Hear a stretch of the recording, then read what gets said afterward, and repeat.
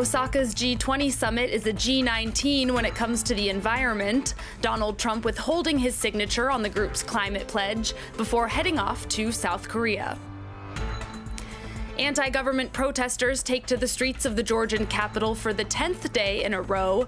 Demonstrators want the country's interior minister to resign after a violent crackdown on the rallies last week. And the heat wave turns farms into tinderboxes in France. Blazes erupt in the south of the country, while firefighters continue to battle flames across the border in Spain. Welcome back to the France 24 newsroom here in Paris. I'm Allison Sargent. Good to have you with us. Osaka's G20 summit ended this Saturday with a joint communique that in many ways illustrated the divisions among world leaders. The document warned of growing risks to the world economy, but stopped short of denouncing protectionism. Meanwhile, only 19 of the 20 countries joined the pledge to do more to tackle climate change, the U.S. president opting out. Still, host Shinzo Abe qualified the summit as a success. Earlier, we asked our correspondent, Justin McCurry, if he agreed with the Japanese Prime Minister's assessment. I think Prime Minister Abe is pretty much justified in saying that the summit has been a success, particularly when you think of where we were 24 hours ago. You'll remember that there was huge tension hanging over the entire summit over the issues of climate change and trade. You'll remember that very uncomfortable photo op and bilateral between the British Prime Minister Theresa May and Vladimir Putin over the Salisbury poisonings. He also had Donald Tusk laying into Putin after his interview in the Financial Times, in which he sounded the death knell of Western liberalism. So really the prospects for a meaningful communique were looking very slim this time yesterday. But we do have a communique, we have a declaration that makes mention of climate change, although, as you said in your introduction, that has been signed up by 19 of the 20 countries, the exception being the United States, which has given a clause of its own to discuss its climate policy. But significantly, this morning, the two biggest economies, their leaders, Donald Trump and Xi Jinping, stepped back from the precipice. So I think that as things fold up tonight, that the host, Japan, and other G20 leaders will probably be breathing quite a big sigh of relief. Well, as our correspondent Justin McCurry mentioned there, the U.S. and Chinese presidents pulled themselves back from the precipice by announcing a truce in their trade war. Donald Trump and Xi Jinping agreed to resume their talks after a 7-week hiatus. China agreed to buying new U.S. farm products, while the U.S. president agreed to lift some restrictions on Chinese tech giant Huawei and said he'd hold off on new tariffs. Take a listen. We had a great meeting, and we will be continuing to negotiate, and I promise that for at least the time being, we're not going to be lifting tariffs on China. We won't be adding an additional, tremendous amount of, we have, I guess, $350 billion left, which could be taxed or could be tariffed.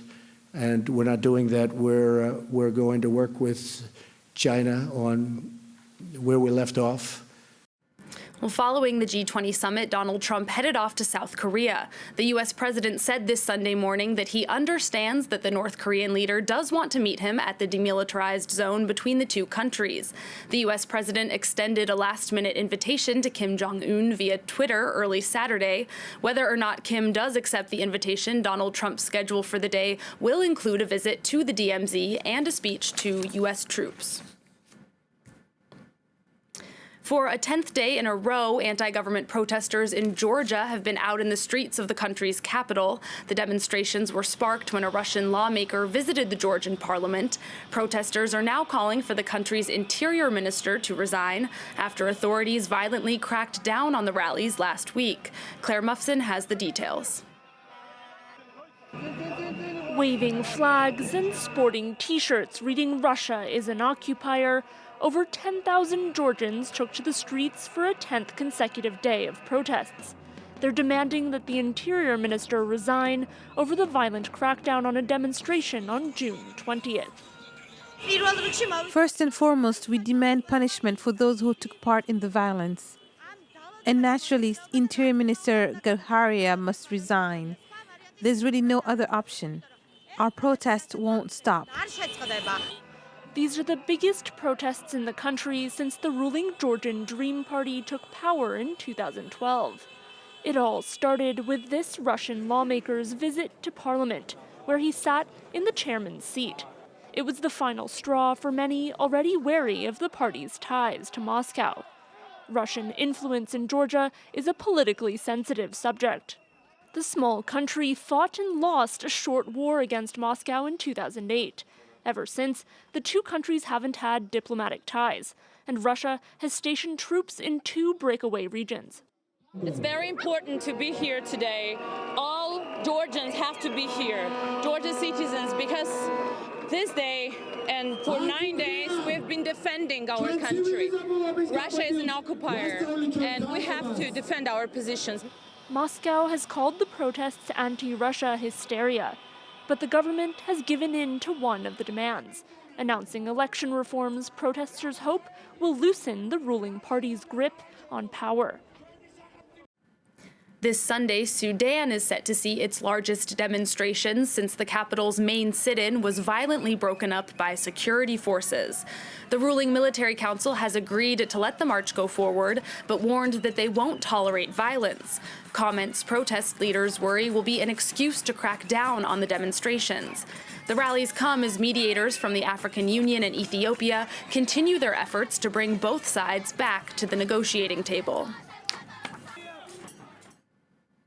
Opposition leaders and supporters in the Democratic Republic of Congo plan to march through the capital this Sunday, defying a ban put in place by Kinshasa's governor.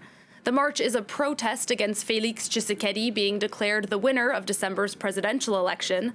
Tshisekedi was once an opposition figure himself. Now leaders from other opposition parties accuse him of being the puppet of the former president, Joseph Kabila. In an exclusive interview with France 24, Tshisekedi justified the local government's decision to ban Sunday's march.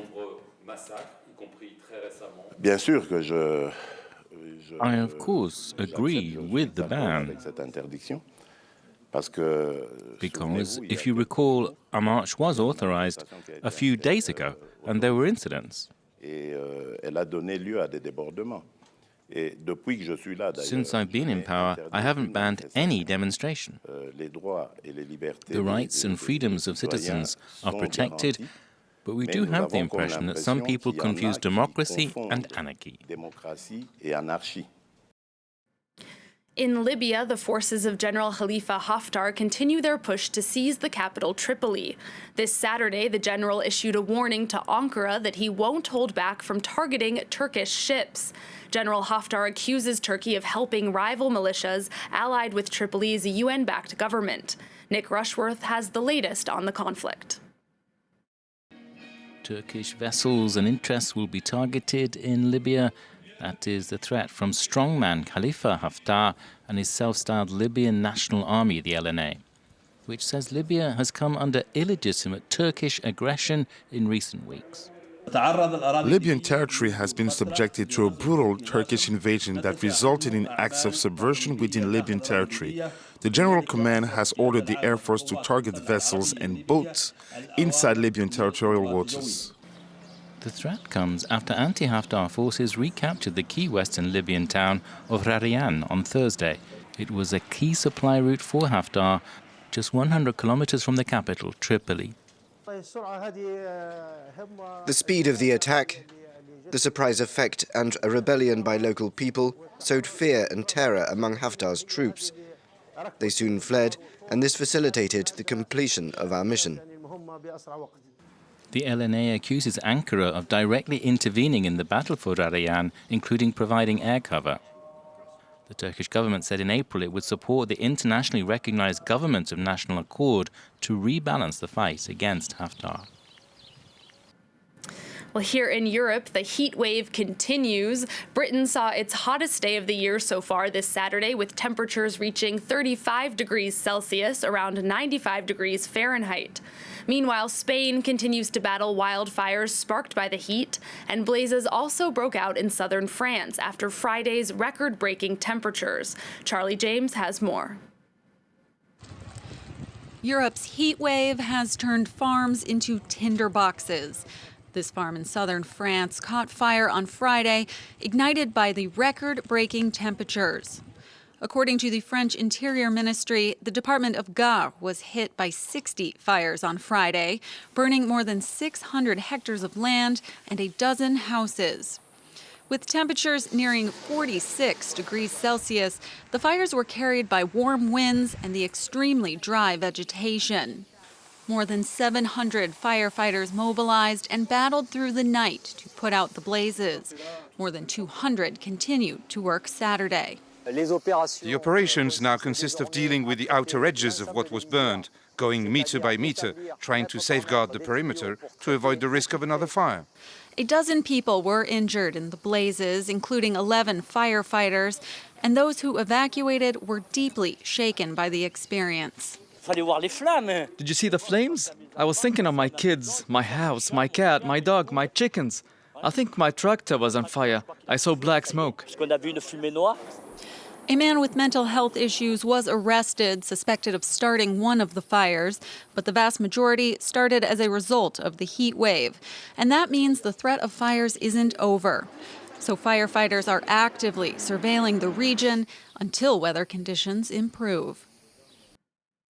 Rainbow flags have been waving around the world this Saturday as communities from Mexico City to Skopje, North Macedonia celebrate Gay Pride.